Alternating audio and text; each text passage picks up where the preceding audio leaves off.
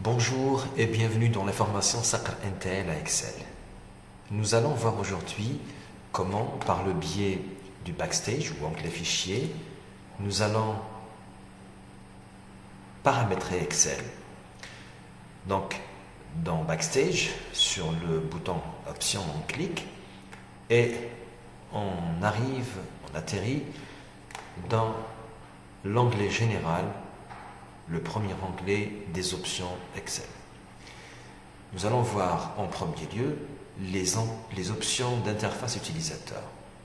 La première option nous permet, donc si on la laisse cocher, vous allez voir, si on écrit par exemple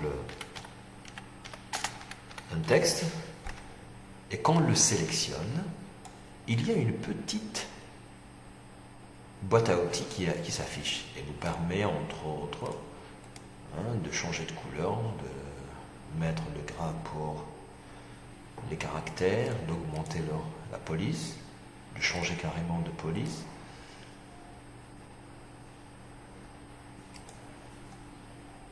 Voilà. Cette petite boîte à outils, on peut la désactiver donc dans Fichier, Options, Général, afficher la mini-barre d'outils lors de la sélection, on clique sur OK. Maintenant, si on sélectionne le texte, il n'y a aucune boîte à outils qui s'affiche. Pour la récupérer, il suffit juste de repartir dans l'onglet Général et de la cocher une autre fois. On clique sur OK, on revient et voilà, une fois sélectionné, la petite boîte à outils s'affiche. Une autre option nous permet d'afficher ou de ne pas afficher les options d'analyse rapide lors de la sélection. Cette fois, par exemple, si on saisit trois chiffres, vous voyez, il y a une petite fenêtre, un petit bouton qui s'affiche une fois qu'on aura sélectionné quelques cellules. En cliquant sur ce bouton, c'est un bouton qu'on appelle analyse rapide. On peut analyser rapidement les données qu'on vient de sélectionner dans les cellules. Donc, on peut désactiver ça en repartant donc dans les options, dans l'onglet Général, et en décochant afficher les options d'analyse rapide lors de la sélection. OK. Si on sélectionne cette fois-ci, vous ne voyez pas réapparaître le petit bouton. Pour le réafficher, il suffit de recocher l'option en question et comme ça, dès qu'on sélectionne, il réapparaît donc le bouton analyse rapide. Donc toujours dans ce même menu, on peut activer l'aperçu instantané ou le désactiver. Dans Excel, par exemple en sélectionnant la C3, la cellule C3, si on change par exemple de couleur de fond de la cellule, vous voyez que c'est instantané, le changement il est instantané. Si par exemple on change la couleur du caractère, vous voyez c'est instantané, le changement réapparaît tout de suite. Si on augmente ou on diminue la police de caractère, c'est instantané aussi. Voilà, ici, si on décoche cette option, activer l'aperçu instantané, en changeant comme ça, en passant le pointeur de la souris sur les différentes polices de caractère, vous voyez que le changement instantané n'est plus d'actualité. Donc, il est désactivé. Pour le réactiver, il suffit de recocher cette case à cocher. On peut aussi Voilà, donc c'est revenu comme ça. Voilà.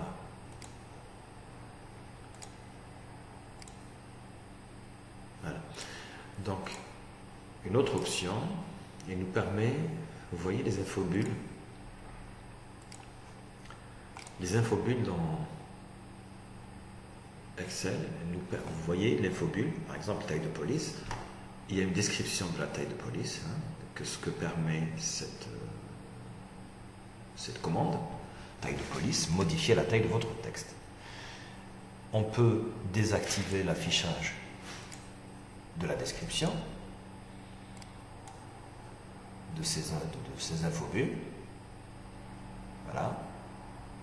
Vous voyez, taille de police seulement. Il n'y a pas une explication, une description de cette commande. Et on peut carrément ne pas afficher les infobulles.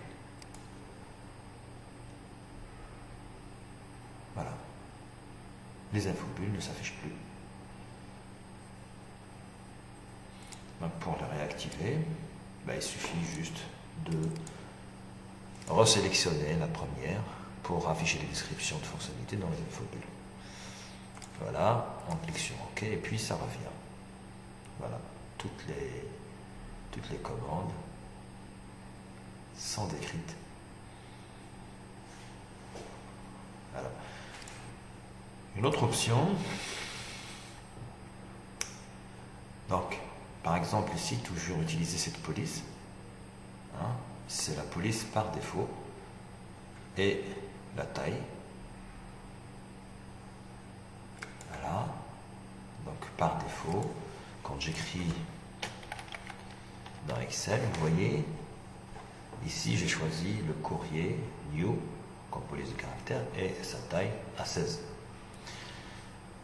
Mais on peut donc configurer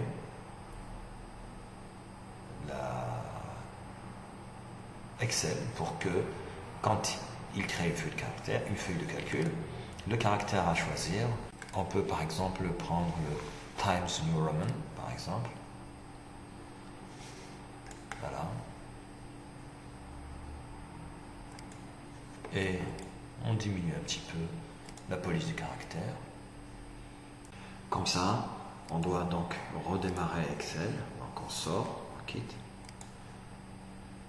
Ne pas enregistrer, c'est pas la peine. Donc on crée, on relance Excel. Mais cette fois-ci, quand il va se relancer,